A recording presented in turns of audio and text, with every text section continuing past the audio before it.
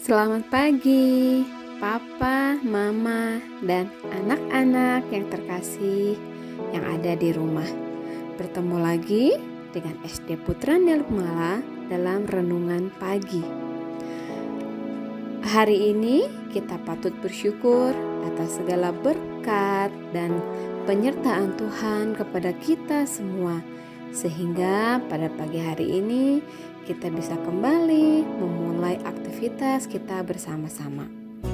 Nah, anak-anak, sebelum kita mulai kegiatan hari ini, marilah kita berdoa.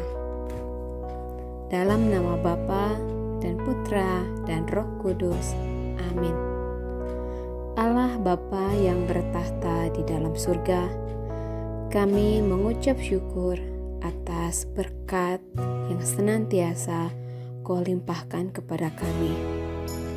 Terima kasih atas berkat kesehatan yang boleh kami nikmati sampai pada hari ini. Tuhan Yesus, sebentar lagi kami semua akan mendengarkan firman-Mu. Bukalah hati dan pikiran kami supaya kami bisa mendengarkan sabda-Mu, meresapkannya di dalam hati, dan agar kami semua pun bisa melaksanakannya dalam hidup kami sehari-hari. Tuhan Yesus, doa ini kami sampaikan dengan perantaraan Yesus Kristus Juru Selamat kami. Amin. Dalam nama Bapa dan Putra dan Roh Kudus. Amin. Bacaan Injil diambil dari Injil Markus bab 6 ayat 1-6.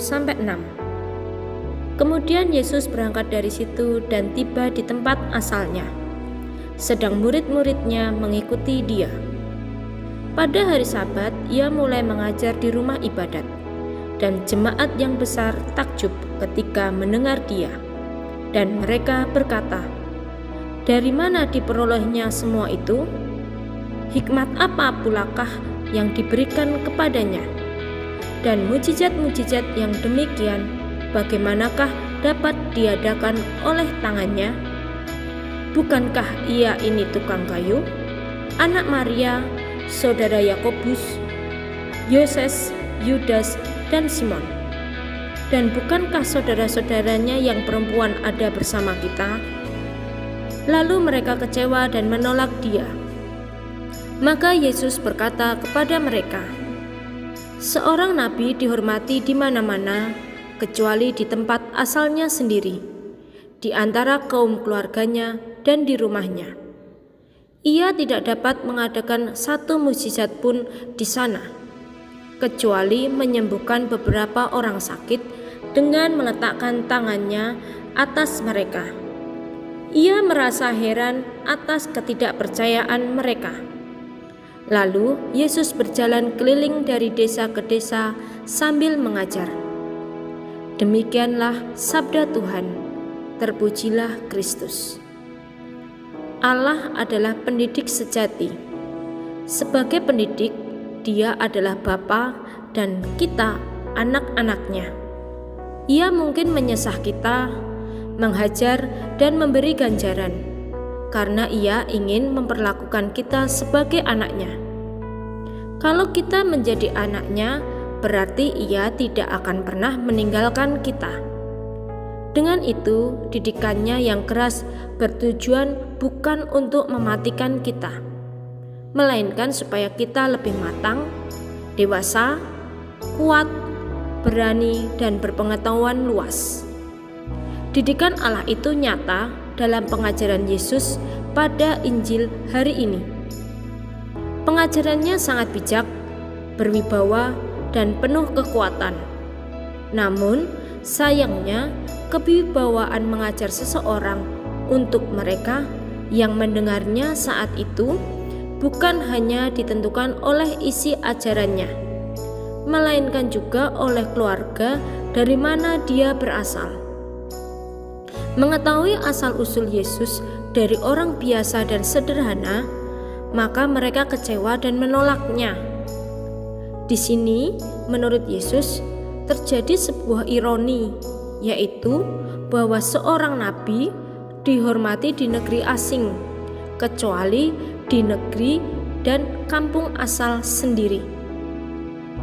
Santo Blasius, uskup dan martir yang kita peringati hari ini, adalah pribadi yang setia mendengarkan firman Tuhan dan teguh mengikuti pendidikan Allah dan setia pada imannya.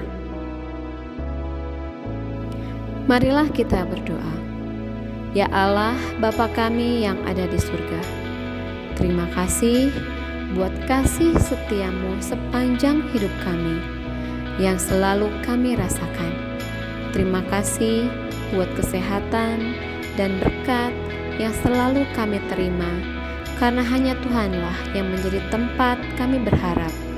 Isi hati dan pikiran kami dengan hal yang baik, supaya kehidupan kami menjadi berkat buat keluarga, saudara, dan sesama yang ada di sekitar kami.